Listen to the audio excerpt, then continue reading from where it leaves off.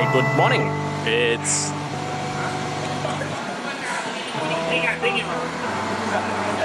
what's this? Cooling water lah. Thank you. 3-leg cooling water. I only got 2 leg. Well, today is 10th of December, a Sunday. Well, in contrast to every other Sunday of the year, I usually ride with OPC. Even though today I am as well, but it's gonna be the last Sunday I will ride for this year because I have some plans to travel towards the end of the year, around Christmas period. Cycling wise, this is the last group ride I will do for the year, 2023. But it's been good to me. No incidents, no accidents. That's really all we hope for as fellow cyclists. So I thought I might take you through today to show you a little bit of my filming equipment. I think sometime a couple of months ago I shared a poll. A couple of you it's interested in what I carry with me when I do this filming. So along today's ride I'll share with you.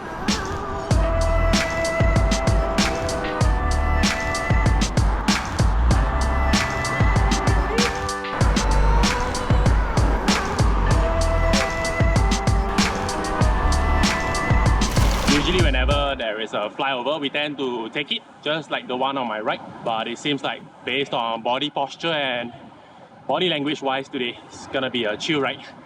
Then again, I'm not complaining because I haven't been riding for a good month or 5 weeks or so due to various work commitments on Sundays and whatnot. As usual, taking it easy. Unofficially, I am the official photographer here. So I get that valid excuse to just stay at the back then.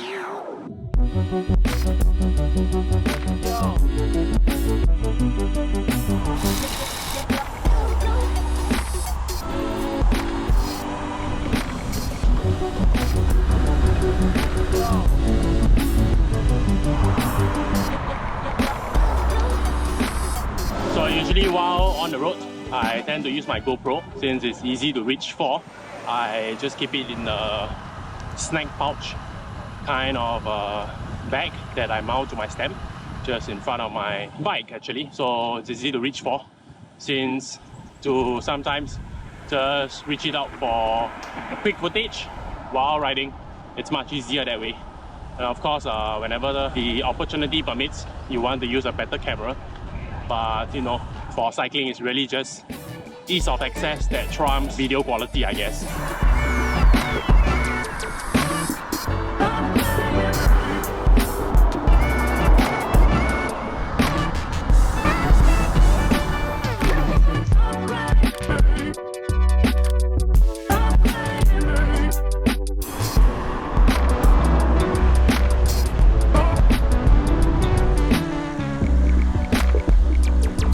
So for photo on the go, I have my Sony A7C. It's a full frame camera in fact, and on it I run a 20 to 40mm Tamron lens. But usually if I want to go light, then I would use the Sony 40mm. It's one of the tri-series of the small series lens along with Sony's mirrorless camera launch. But if I want the 20mm zoom, then tendency is this is a better option since while on the go I want a normal field of view lens which gets me to 40mm, but in contrast when I'm stagnant and I want a group photo, I get a 20mm N as well.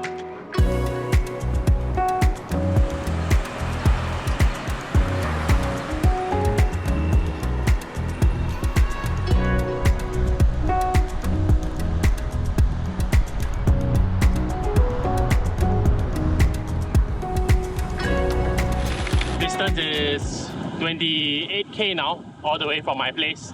So if you deduct the 9 km from my place to Junction 10, the journey that we took as a group is merely under 20 km. It's genuinely a easy and chill ride. The route we took, I believe by now I understand, is the reverse of what we usually do when we cycle up north and loop through down via Admiralty. But in contrast now, we are riding anti-clockwise instead. So taking this route means OPC will send me home first, since via that we will reach Marsiling before Bukit Panjang when coming back down south.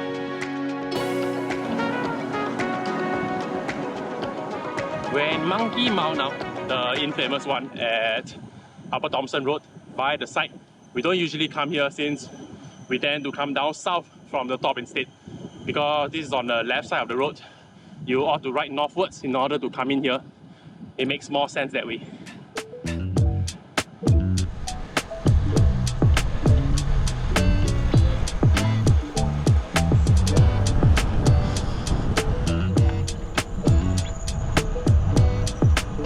We are officially in Old Upper Thomson Road now. I guess the issue with such a developed country just means a severe urbanization. It's not a fancy thing for cyclists, since we're kind of cycling in a concrete jungle here in Singapore. Of course, that's not negating the fact that it's a safe and all-well country. Just saying my thing for the lack of terrain here in Singapore. It's kind of like a prison in containing cyclists.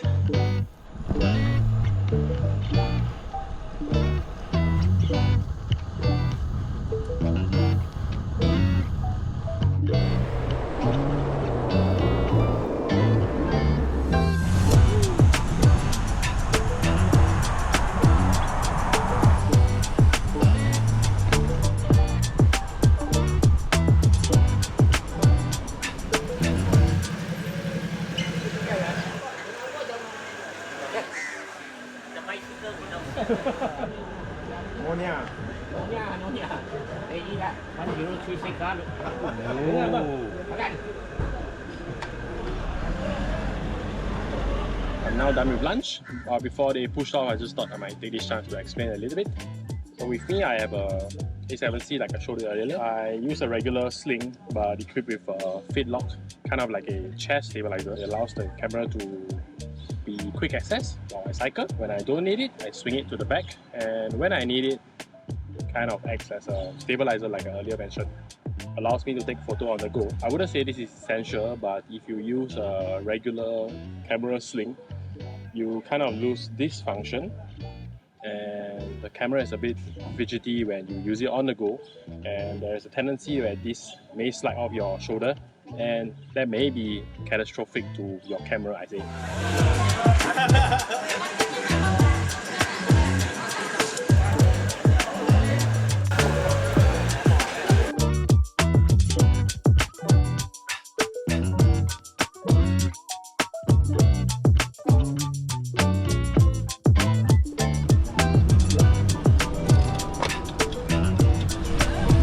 Abang Safi for the additional pack away.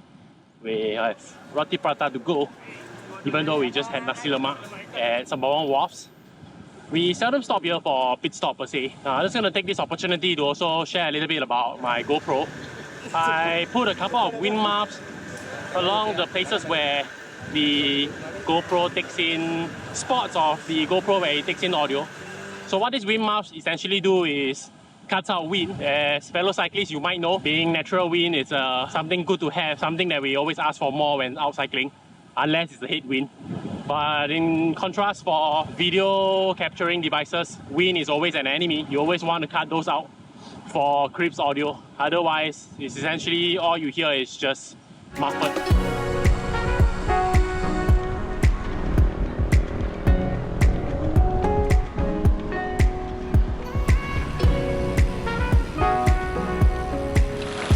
Well, for the GoPro, whenever I ride out in the open roads, I tend to use the Pro Grill Pro Standard mount bike.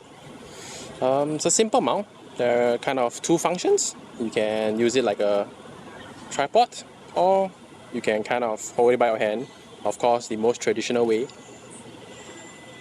You can bite it in your mouth and then have both hands free. Having both hands free while cycling is kind of an important thing. Pretty simple walkthrough while I cycled with OPC today.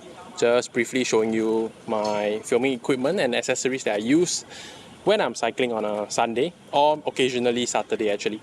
Otherwise, thanks for sticking around. Thanks for tuning in. I will catch you in the next one, which might take a while, my next cycling video. If you wouldn't mind, I guess for the rest of the year and a little bit of early 2024, I will be visiting Taiwan. So a bit of vlogs here and there. Otherwise, I catch you in the next one. Take care. Bye-bye.